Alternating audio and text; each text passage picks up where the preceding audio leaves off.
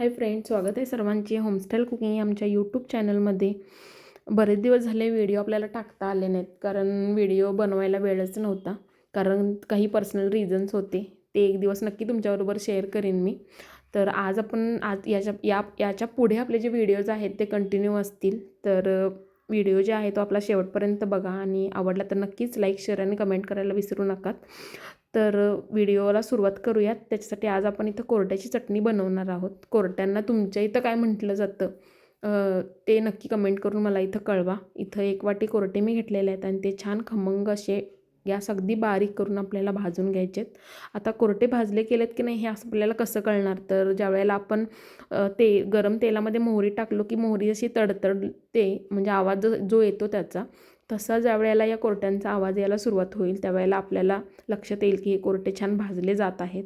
तर थोडं तडतडण्याचा आवाज आला की हे कोरटे भाजले गेले तसं समजायचं आहे आपल्याला. आणि अगदी गॅस बारीक करून आपल्याला छान खमंग असे हे कोरटे भाजून घ्यायचे आहेत आणि त्याचा एक मस्त वाससुद्धा येतो.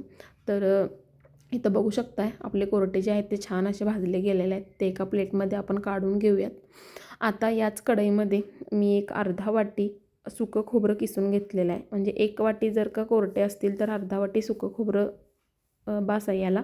पण तुम्हाला जर का अजून जास्त टाकायचं असेल तर तुम्ही टाकू शकता. म्हणजे तुम्ही खोबरं जे आहे ते कमी जास्त करू शकता. याच्यामध्ये तीळसुद्धा ॲड करू शकतो आपण. तुमच्या आवडीनुसार तुम्ही ह्या वस्तू याच्यामध्ये एक्स्ट्राच्या टाकू शकताय. तर इथं तीळ आज काय मी टाकणार नाही आहे, फक्त खोबरं टाकणार आहे. तर खोबरं छान खरपूस असं थोडंसं ब्राऊन होसपर्यंत आपल्याला भाजून घ्यायचं आहे आणि हे खोबरंसुद्धा आपल्याला याच प्लेटमध्ये काढून घ्यायचं आहे. तर चला मग आपण काढून घेऊयात. खोबरं आपलं छान भाजलं गेलेलं आहे. यानंतर आपण याच्यामध्ये एक मोठा चमचा जिरं टाकणार आहे. जिरं भाजून टाकल्यामुळं जिऱ्याची जी काही टेस्ट आहे चटणीमध्ये ती छान लागते. म्हणजे चटणीच मुळात छान लागते जिरं भाजून टाकल्यामुळं. तर आपण जिरंसुद्धा छान असं मस्तपैकी भाजून घेऊयात आणि त्याच प्लेटमध्ये नंतरनं हे जिरंसुद्धा आपण काढून घेऊयात. तर इथं बघू शकता जिरंसुद्धा छान भाजून झालेलं आहे आपलं आणि ते आपण या प्लेटमध्ये काढून घेतो आहे.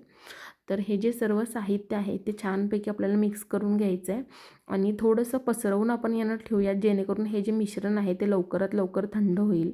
आणि ही जी चटणी आहे ना ती खूप उत्कृष्ट लागते. आता थंडीचे दिवस आहेत आणि या पिरियडमध्ये आपण बाजरीची भाकरी नक्की बनवतो संक्रांतीच्या वेळेला आणि त्याच्यासोबत खाण्यासाठी ही चटणी अगदी उत्कृष्ट आहे.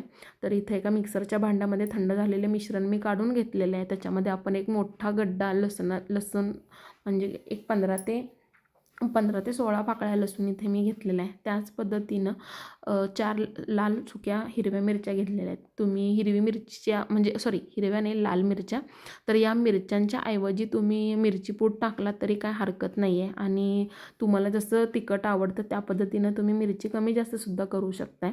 याच्यामध्ये थोडंसं मीठ मी इथं टाकलेलं आहे आणि चवीनुसार मीठ टाकलेलं आहे. आणि त्याच पद्धतीनं एक छोटी वाटी कोथिंबीरसुद्धा घेतलेली आहे. कोथिंबीर अगदी सुकी आहे, त्याच्यामध्ये एकसुद्धा पाण्याचा थोडासुद्धा थेंब नाही आहे.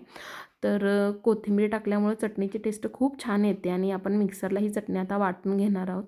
आणि चटणी वाटत असताना आपल्याला कंटिन्यू असा मिक्सर चालू ठेवायचा नाही आहे, तर तो बंद चालू करत असताना आपल्याला ही चटणी वाटायची आहे, जेणेकरून त्याला तेल सुटणार नाही. तर आता चटणी छान अशी वाटून झालेली आहे आपली. आता ही आपण एका बाउलमध्ये काढून घेऊयात. बघू शकताय तुम्ही चटणी किती मस्त दिसते आणि खायलासुद्धा खूप छान लागते.